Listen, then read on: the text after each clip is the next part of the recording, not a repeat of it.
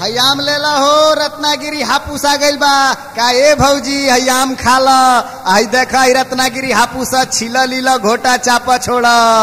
अरे भैया तुला आम का भाव दिले होते? अरे भौजी आम के का भाव पूछत ताड़ू?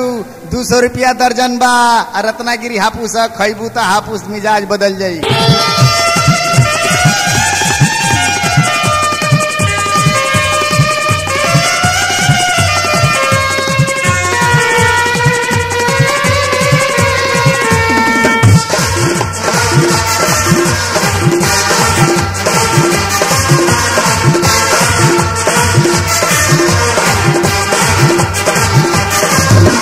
टोलिया में इनका दुगो हापुसांबा, टोलिया में इनका दुगो हापुसांबा।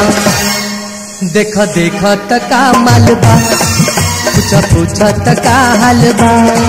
देखा देखा तका मालबा, पूछा पूछा तका हालबा। कहीं उच्च कहीं नीच कहीं खालबा। देखा देखा तका मालबा, पूछा पूछा तका हालबा। देखा देखा तका मालबा, पूछा पूछा तका हालबा। टोलिया में इनका दुगो हापुसांबा, टोलिया में इनका दुगो हापुसांबा।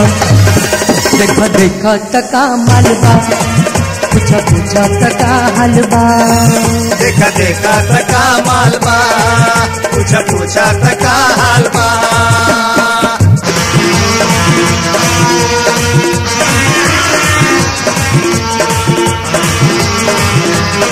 अरे संजयवा, अरे ई सरोजवा क्या बोला तारी?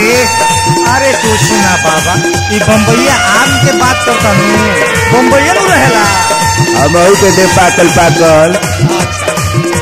बहुत अच्छे।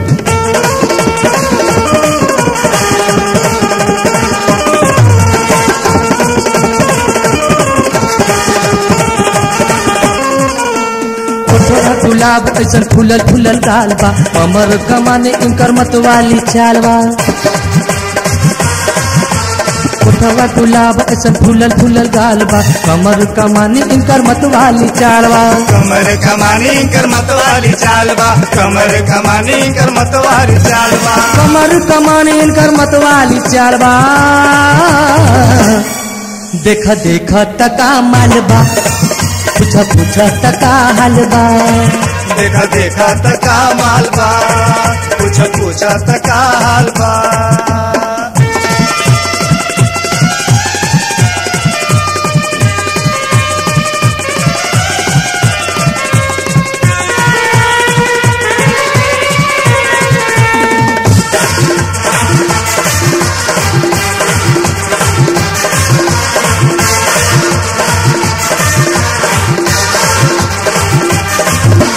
चढ़ल जवानी इनकर उम्र 16 साल बा, नागिन ऐसा चोटी देखी जिया बेहाल बा। चढ़ल जवानी इनकर उम्र 16 साल बा, नागिन ऐसा चोटी देखी जिया बेहाल बा। नागिन ऐसा चोटी देखे जिया बेहाल बा, नागिन ऐसा चोटी देखे जिया बेहाल बा। नागिन ऐसा चोटी देखी जिया बेहाल बा। देखा देखा तका मालबा, पूछा पूछा तका हालबा। देखा देखा तका मालबा, पूछा पूछा तका हालबा।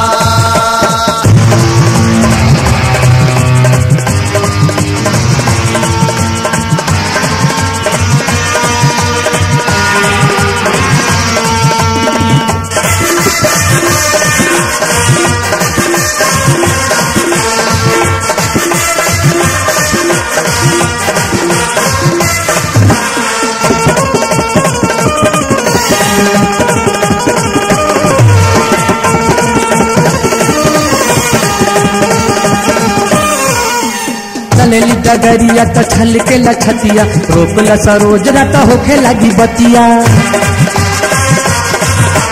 चलेली डगरिया त छल के लछतिया, रोकला सरोज न त होखे लगी बतिया। रोकला सरोज ना तो होखे लगी बतिया, रोकला सरोज ना तो होखे लगी बतिया। रोकला सरोज न त होखे लगी बतिया।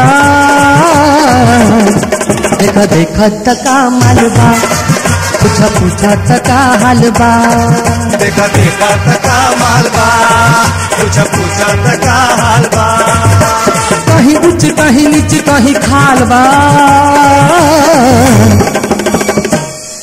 देखा देखा तका मालबा पूछा पूछा तका हाल बा देखा देखा तका मालबा पूछा पूछा तका हालबा टोलिया में इनका दुगो हाफुसाम्बा टोलिया में इनका दुगो हाफुसाम्बा